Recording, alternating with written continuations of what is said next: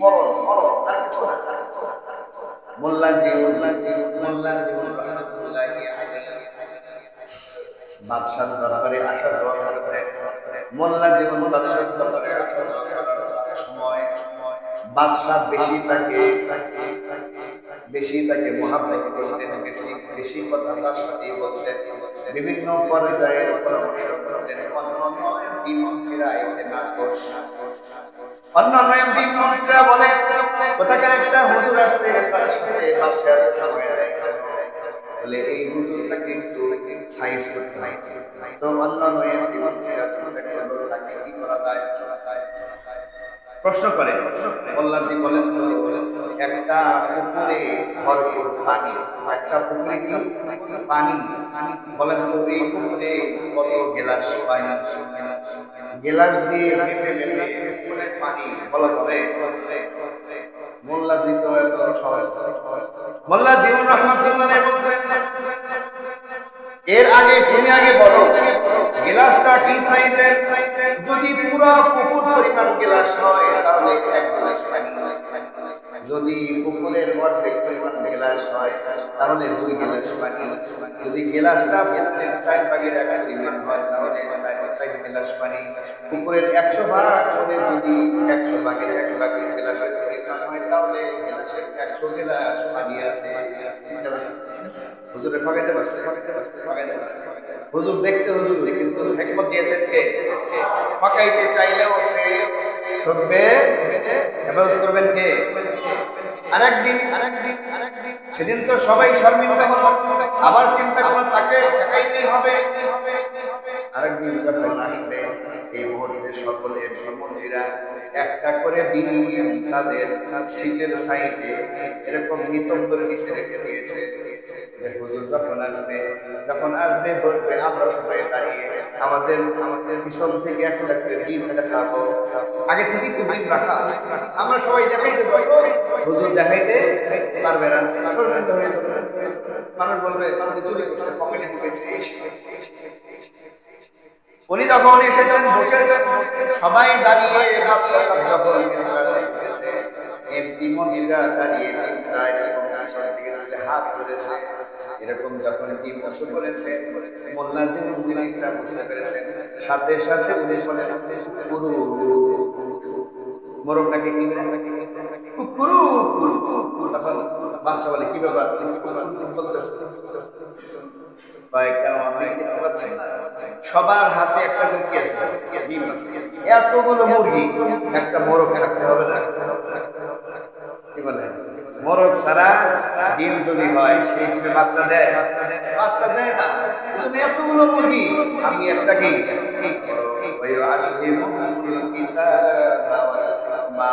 আমি বুঝাইতে চাই বলতে চাই যেই মানুষগুলো যেই ভাই ব্রাদার ইসলাম অনুযায়ী চলবে, আল্লাহর কথা মানবে, রাসূলের আদর্শে চলবে, দুনিয়াতে ঠকা দেখলেও আল্লাহ তাআলা তাকে সবচাইতে বড় সফলতা বানায় দিবে। সুবহানাল্লাহ। সফলতা আমি চাইলেই হবে না, আল্লাহ যদি চায় তবেই হবে। আমি একটি হাদিস শরীফ তেলাওয়াত করেছি, আনাস রাদিয়াল্লাহু তাআলা قال قال رسول الله صلى الله عليه وسلم إذا أراد الله بعبد خيرا عجل الله له في الدنيا الله رضي الله صلى الله عليه وسلم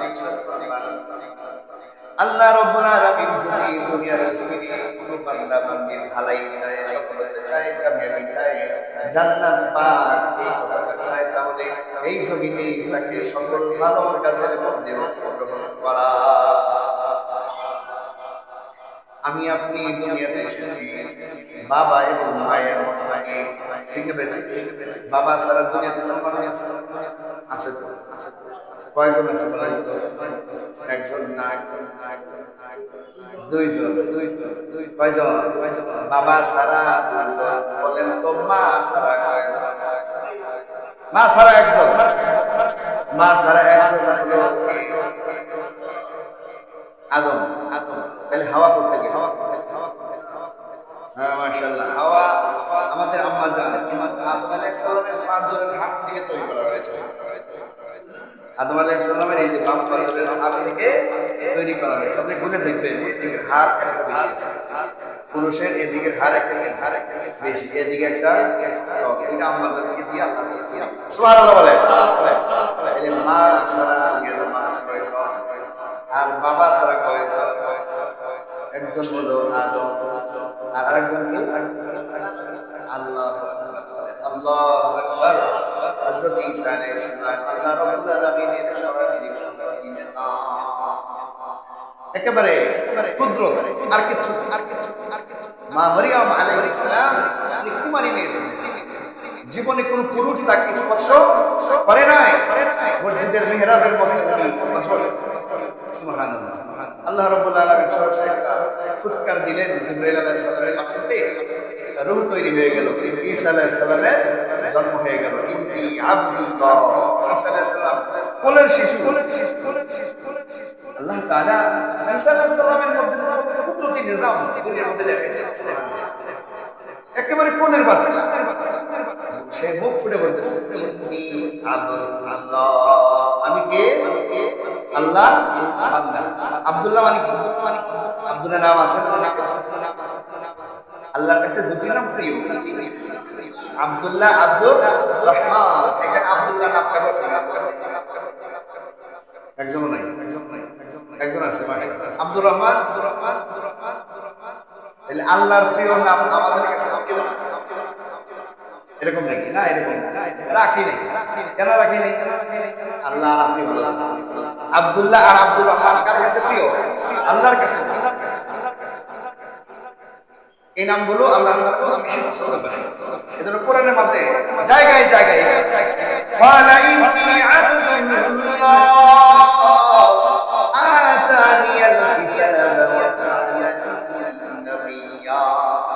আল্লাহ তাআলা ঈসা আলাইহিস সালাম যখন একেবারে দুধের শিশু, কথা বলার মতো পরিবর্তনে মানুষের মাঝে আসবে না, ওই মুহূর্তে ওনার জবান করে দিয়েছেন, ও নবী আপনি বলে দিন মানুষকে, ইন্নী আব্দুল্লাহ, আমি আল্লাহর গোলাম। আমি কি? আমরা কার গোলাম? আমরা সবাই আল্লাহর গোলাম। গোলামের কাজ কি? গোলামের কাজ কি? গোলামি করা। মনিবের কাজ হলো তার গোলামকে পছন্দ করা। এই দুইটা যদি সমন্বয় না হয় তাহলে গোলামের কাজ নাই, মনিবের যে কর্ম সেটা কার্যকর হবে না। মনিবের যেই ঘোষিত পুরস্কার, মনিবের যেই বেতনালী সুযোগ সুবিধা দেওয়ার কথা, গোলাম যদি সেই গোলামি না করে, গোলামি না করে, তাহলে সে এগুলো সুবিধা পাবে না। পাবে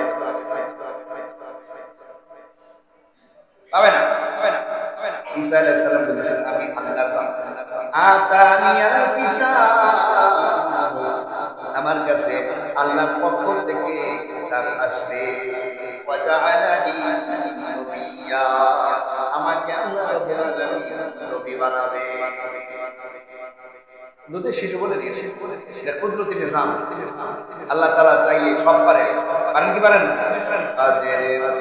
রত্নদারি হরতে খাহি আতুনি, মুরদারা বেমুরদারা জিন্দা কুনি, জিন্দারা মুরদা কুনি। সিদ্ধাকে একেবারে ধাপাস করে মেরে দেন। কোনো অভিযোগ আছে? আল্লাহ তাআলা জীবিত মানুষকে একেবারে মন দিয়ে দেন, কারো কোনো অভিযোগ করার সুযোগ নাই। আবার মরা জিনিস থেকে জিন্দা জিনিস বের করেন কে? ডিমের মধ্যে কোনো কিছু দেখা যায়? স্টার আছে, পানি এর ভিতরে হলুদ কালারের আর সাদা কালারের, কিন্তু 21 দিন যখন মুরগি তা দেয়, ওম দেয়, গরম করে রব্বুল আলামিন সিলেন্ডে তার মধ্যে থেকে জীবিত মুরগির বাচ্চা বের করে দেয়। সুবহানাল্লাহ। তাহলে মুর্দাকে জিন্দা করেন কে? আর জিন্দাকে মুর্দা করেন কে? সকল ক্ষমতার মালিককে, সকল ক্ষমতার উৎসকে, নাকি জনগণ? সকল ক্ষমতার মালিক এবং উৎসকে। জনগণই কথা বলা যাবে না, শীতকে আঁকতে হবে। কোন রাজনৈতিক দল এটা বলতে চায় সকল ক্ষমতার উৎস নাউজুবিল্লাহ বলেন। নাউযুবিল্লাহ, যদি তারা বলে তাদের বিষয়ে আমরা বিশ্বাস করব না। যে বলবে তার ঈমান তার ইখতিয়ার সে বুঝবে, কিন্তু আমরা মানব না, মানি না। আমাদের ইরশাদ পরিপূর্ণতার মালিক কে? ইন্নাল্লাহা আলা কুল্লি শাইইন কাদির। কুল্লি শাই, কুল্লি শাই, শাই বলতে বড় থেকে ছোট। চোখে দেখা যায় জিনিসকেও শাইউন বলা হয়, চোখে দেখা যায় না জিনিসকেও শাইউন বলা হয়। একেবারে ছোট থেকে ছোট জিনিসকেও জিনিস, জিনিস বাংলা বলে জিনিস, বাংলা কি?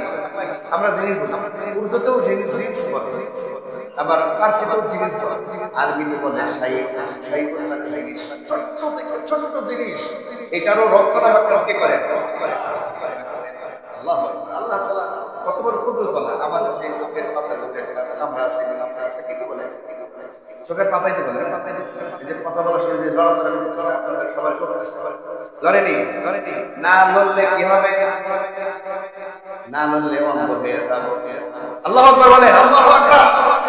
এই পাতার মধ্যে আল্লাহ তাআলা কি কুদরতি নিজাম খাটিয়েছেন জানেননি? রব্বুল আলামিন এই শরীরের মধ্যে যত জায়গায় চালায় দিয়েছেন, সবচেয়ে পাতলা চামড়া কিন্তু এইটা। চিন্তা করে দেখেন, সবচেয়ে পাতলা চামড়া কিন্তু এইটা। অথচ এইটার মধ্যে আল্লাহ তাআলা দিয়ে রেখেছেন হাজার হাজার ছোট ছোট একেবারে জাররা জাররা পাইপ, পানির পাইপ এখানে দেওয়া আছে। আল্লাহু আকবার বলেন, আল্লাহু আকবার। গাড়ি দেখেছেন? গাড়ির সামনে যখন বৃষ্টি চলে, সামনে একটা এরকম ছড়ি আছে, তারপরে যদি গাড়ি ধুলা ময়লা বেশি পাওয়া যায়, তখনও এরকম করে মারে। ভালো ডিজিটাল গাড়ি যদি গাড়ি হলে ওই যে এটার নাম কি? গাড়িওয়ালারা জানে এটার মধ্যে কিন্তু ছিদ্র আছে, পানি পরিবেশন আছে না নাই? একটু সুইচ দেয়, পানি পড়ে, তখন এরকম পৌঁছায় যায়, সুন্দর পরিষ্কার হয়ে যায়। ঠিক আছে না? বিজ্ঞান মানুষকে সহায়তা করেছে। সুবহানাল্লাহ। মানুষের চোখের পাতাও যেমন, এই চোখের পাতার মধ্যে একেবারে রেণু পানির পাইপ আছে। আমরা যতক্ষণ বাহিরে চেয়ে থাকার ফলে এই বাহিরে যত ধুলা ময়লা আমরা চোখে দেখি না, এগুলো এই চোখের মধ্যে পড়ে যায়। চোখের মধ্যে যখন পড়ে যায়, আমার এই পাতার এই দানাদার কম্পিউটার করে দিয়েছে।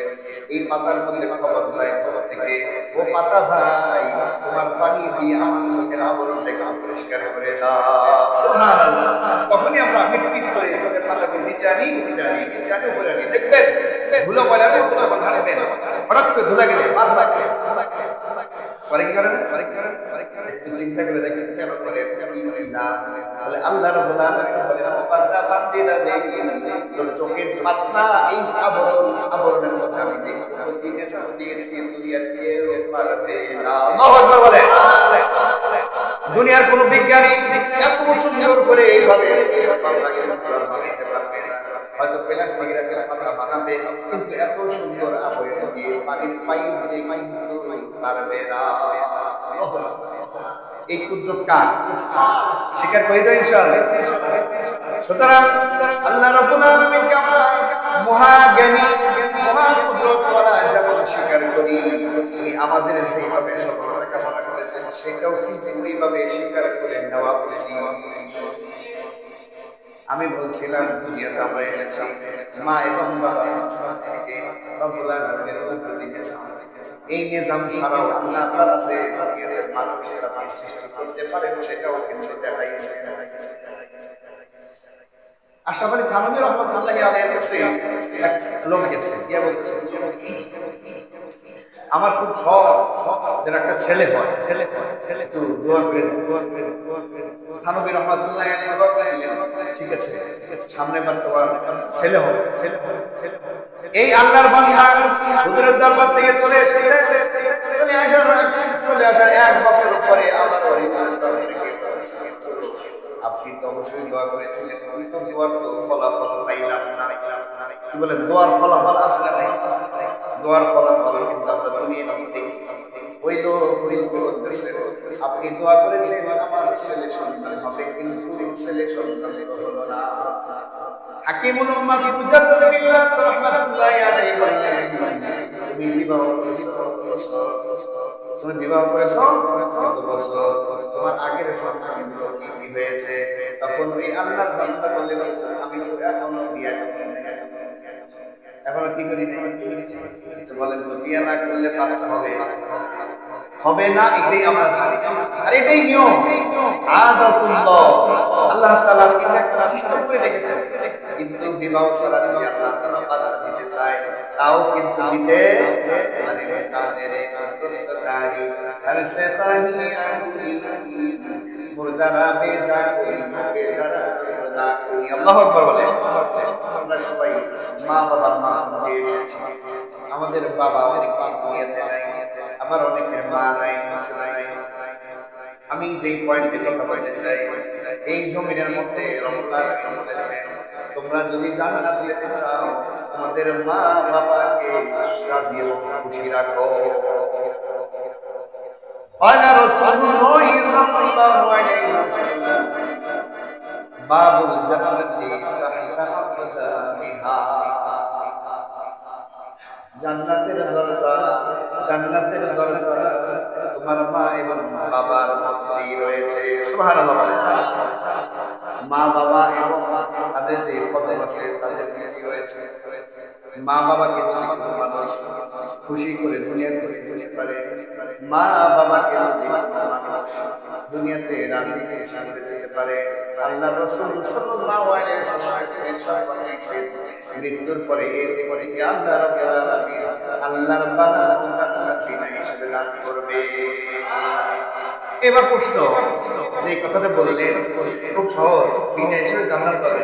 সে তো নামাজ পড়ে, সে সে গুনাহ করতে পারে, সে ঘুষের লেনদেনের সাথে থাকতে পারে, পারে কি পারে না? এখানে একটা তাফসীর আছে। এই হাদিস শরীফের ব্যাখ্যায় বলা হয়েছে, কোন ব্যক্তি যদি কোন সন্তান যদি মা এবং বাবার মন রক্ষা করে চলতে পারে, কোন সন্তান যদি মাকে খুশি করে চলতে পারে, কোন ব্যক্তি যদি বাবার মন না ভাঙে, কোন ব্যক্তি যদি তার কাজ কর্মের মাধ্যমে মায়ের মন না ভাঙে, তাহলে এই ব্যক্তি কখনো আল্লাহর নাফরমানির মধ্যে যাওয়ার সুযোগ পাবে না। সুবহানাল্লাহ বলেন। তাহলে এখানে কিন্তু কোন ব্যক্তি যদি বেশি খারাপ কাজ করতে চায়, বোঝা যাবে তার মা অথবা বাবা তার বলে রাজি খুশি নাই। মাই যদি রাজি থাকে, মায়ের মন যদি সে রক্ষা করে থাকে, তাহলে সে কখনো হারাম কাজে যেতে পারে না। মায়ে বাধা দেবে, দেবে কি দেবে না? সে যখন হারাম কাজ করে ইনকাম করতে থাকে, মায়ের বলবে, বাবা রে, দুনিয়ায় অল্প সম্পদ, অল্প হায়াত, এই সময় কি তোর কাছে ব্যয় করেছিস? আছে না নাই? কোন মা কোন বাবা তার সন্তানকে হারাম কাজ করতে দেখে চুপ থাকে।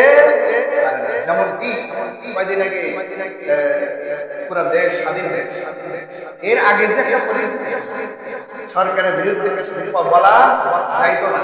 আমি বিভিন্ন জায়গায় যাইতাম, আমার বাবা বলে দিত, বাবা সরকার বিরোধী কোনো ওয়াজ জারি করো। মায়ে বলতো, বাবা খুব সাবধানে যাও, দুর্ঘটনা অ্যাক্সিডেন্ট যেই জায়গায় হয় যেভাবে হয় এই জায়গা থেকে দূরে যাও। আপনারা আপনাদের সন্তানকে বলেন যে বাপরে ওই সরকার বিরোধী মিছিল দেখেন, এমনকি মসজিদের কমিটিও ভালোবাসে, ভালোবেসে হুজুরকে বলে, হুজুর সরকার বিরোধী কোনো ওয়াজ করবেন না, বলে কি বলে না? আজকে আমাদের ওই ওখানে গেছি, এক ইমাম সাহেব বললো গতকাল কমিটি তাকে বলেছে একটা বিষয় বলবো, সেটা বলি, না হলে তো এখানে জানতে হবে।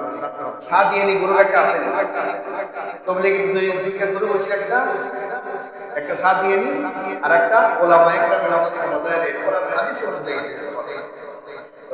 কমিটির মধ্যে একজন আছে সাদিয়ানি গ্রুপ, যারা নাকি ভ্রান্ত আকীদা পোষণ করে চলে। ওই লোক হুজুর এই সাদিয়ানি গ্রুপে তাবলীগের বিষয়ে কোনো বয়ান রাখে, তাইলে আপনার চাকরি কমিটি যদি এরকম করে বলতে পারে, তাহলে বোঝা যাবে অনেক বেশি ভালোবাসি, যে আপনাকে খুব ভালোবাসি, এই বিষয়গুলো বললেন না, তাহলে কিন্তু চাকরি রাখবে না। আপনারা বাতিল পক্ষের পক্ষ অবলম্বন করে তারপরে চাকরি। আরে আপনারা আমাকে ভালোবাসে, এটা কি ভালোবাসা? ভালোবাসা, ভালোবাসা, ভালোবাসা না। বাতিলের সাথে আপোষ করা, খাওয়া খাওয়া